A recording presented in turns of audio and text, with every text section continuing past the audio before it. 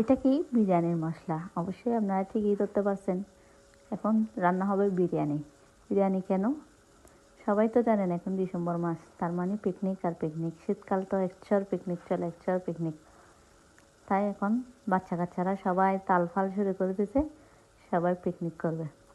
তো আমরা কয়েকজন মিলে 700-800 টাকা বাজেটের মধ্যে বিরিয়ানি রান্না করার সিদ্ধান্ত নিয়ে নিলাম। এবার হবে পিকনিক। এদিকে গান চলতেছে, সবাই নাচানাচি করতেছে, ভাবি রান্না করতেছে।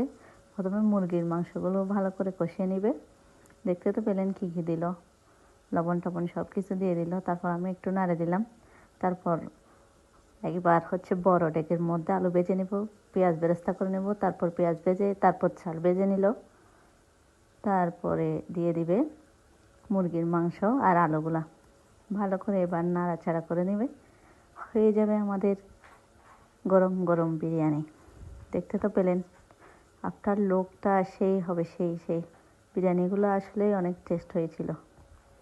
তো সবাই ভালো থাকবেন, সুস্থ থাকবেন। আল্লাহ হাফেজ। আর আমাকে সাপোর্ট করবেন।